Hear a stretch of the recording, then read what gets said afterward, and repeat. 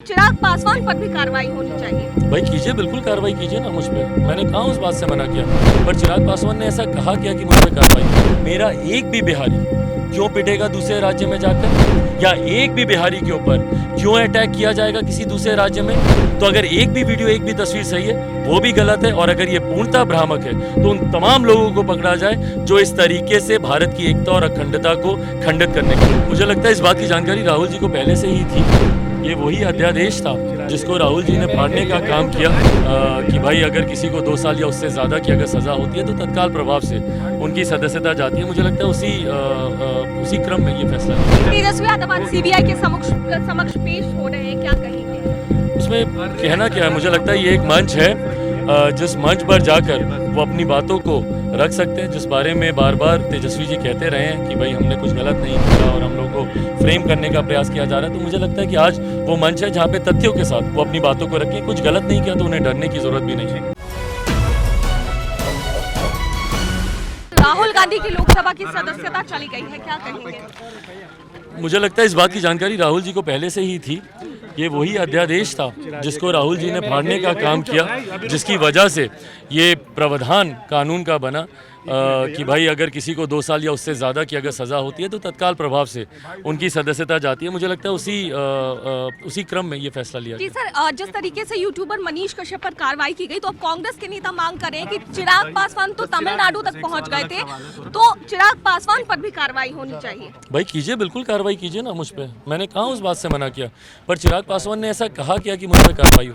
मैंने उस वक्त भी इस बात को कहा, मेरी तमिलनाडु की भी प्रेस कॉन्फ्रेंस निकाल लीजिए, मेरी पटना में भी इस विषय को लेकर मैंने जितनी बातों को रखा, उस वक्त भी मैंने इसी बात को मैंने कहा है कि अगर ये भ्रामक खबरें भी हैं तो चिन्हित उन लोगों को भी करना चाहिए जो ये भ्रामक खबरें फैला रहे हैं।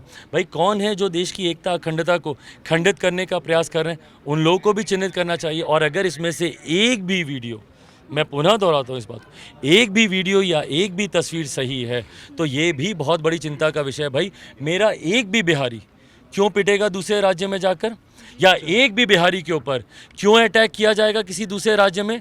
तो अगर एक भी वीडियो, एक भी तस्वीर सही है, वो भी गलत है। और अगर ये पूर्णतः भ्रामक है तो उन तमाम लोगों को पकड़ा जाए जो इस तरीके से भारत की एकता और अखंडता को खंडित करने का प्रयास। तेजस्वी यादव आज सीबीआई के समक्ष पेश हो रहे हैं, क्या कहेंगे? उसमें कहना क्या है, मुझे लगता है ये एक मंच है जिस मंच पर जाकर वो अपनी बातों को रख सकते हैं, जिस बारे में बार बार तेजस्वी जी कहते रहे हैं कि भाई हमने कुछ गलत नहीं किया और हम लोगों को फ्रेम करने का प्रयास किया जा रहा है। तो मुझे लगता है कि आज वो मंच है जहाँ पे तथ्यों के साथ वो अपनी बातों को रखें। कुछ गलत नहीं किया तो उन्हें डरने की जरूरत भी नहीं है। तो जिस तरीके से यूट्यूबर मनीष कश्यप पर कार्रवाई की गई है और उसके बाद से कांग्रेस के नेता ये मांग कर रहे हैं कि चिराग पासवान तो तमिलनाडु तक पहुंच गए थे, कार्रवाई उन पर भी होनी चाहिए। इस पर हमने चिराग पासवान से बातचीत की और क्या कुछ उन्होंने कहा वो आपने सुना। देशवा न्यूज में फिलहाल के लिए इतना ही। बने रहिए हमारे साथ देश और दुनिया की तमाम खबरों के लिए। धन्यवाद। सिर्फ खबर दिखाना देशवा न्यूज का मकसद नहीं, देशवा न्यूज की कोशिश है कि समाज की सूरत बदलनी चाहिए।